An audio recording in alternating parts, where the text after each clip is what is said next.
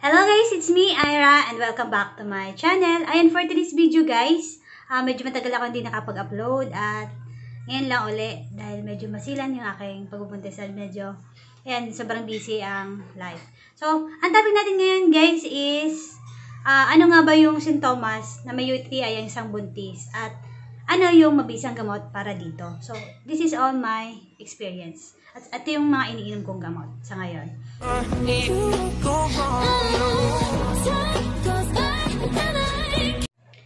Yan, pero bago tayo magsimula, kung bago pa lang po kayo sa aking channel, ay huwag niyo po kalimutan mag-subscribe at pakipindot na rin po yung notification bell dyan sa baba para ma-update po kayo kapag may upload po akong panibagong videos. So, ayan guys, let's start. Ang topic ko ngayon, sabi ko nga kanina, is about sa sintomas na may UTI ang isang buntis. So, ano nga ba yung mga nararamdaman, usually ng mga mami na nagdadalang tao. So, number one dyan guys, yung sobrang yellowish ng ating ihi. Kung mapapansin nyo, pag nag-ihi tayo, kahit sa Arenola or sa Indoro, dilaw na dilaw yung nalabas na ihi doon, di ba?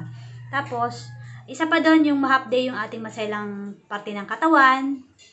Bukod doon sa mahapde is, meron din na time na makate, pag tuwing na umiihi tayo, after nun.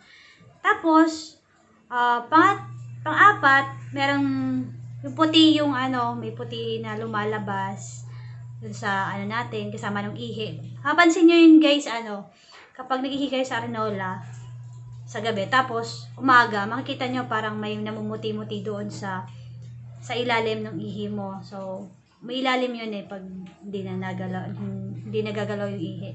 So, ayun, para siyang mantika na namumuo kasama doon ng ihi mo. Yun. So, ayun guys is nilalabas kasi yung bacteria sa ating katawan. So, yun yung mga sintomas ng UTI. Tapos, isa pang yung pananakit ng balakang, isa pang sintomas. Tapos, pagbuntis, minsan pananakit ng puson. Kasi nga guys, si UTI is isa sa mga naging dahilan minsan na miscarriage o kaya maagang panganganak. So, ayun guys yung mga madalas maramdaman ng babae kahit minsan hindi buntis. So, usually yun ang sintomas. So, ano nga ba yung mabisang gamot para sa UTI? So, ayan guys, nakaraan kasi nagpa-check up ako at yun yung manaramdaman ko. Then, after ko magpa-check up, nakita yung result. Then, mataas nga yung UTI. Tapos, binali ko dun sa midwife na pinapacheck upan ko. Then, naristahan niya ako ng gamot. Ito yung guys, ayan, ang pangalan niya, Cefoxamine, Theorexium, 500 milligram pill-coated tablet. Antibacterial siya guys. Ito is, nabili ko lang dun sa line na pinapacheck upan ko.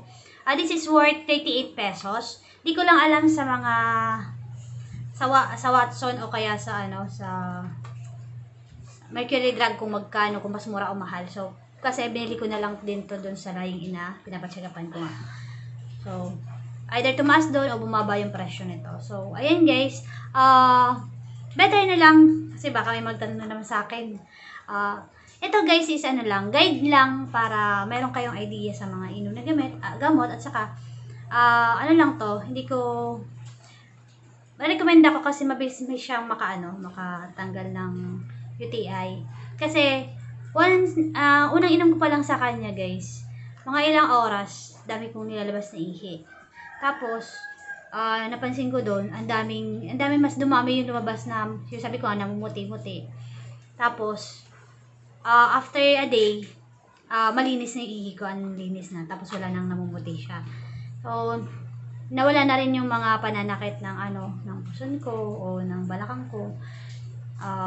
Kaya, tingin ko, mas mabisa siya doon compare sa ibang gamot na nire-reseta ng mga doctor o line-in or midwife. So, ayun guys, guide nyo lang to guys ha, hindi to kasi ito, hindi naman siguro to nabibili ng walang prescription ng doctors o midwife. So, ayun, pa-check up na lang kayo for better kung mga nararamdaman nyo yung mga sintomas na to. Para, ma-request kayo nila na magpa, laboratory. So, pag dun sa result na yung laboratory nyo na, positive nga na may yung UTI, ayun, lista naman nila kayo na kung ano yung mga maaring effective na gamot para sa inyo. So, ayun guys, sa muli, thank you for watching this video. Sana meron kayong konting idea na nakuha sa aking video na to. And guys, thank you for watching.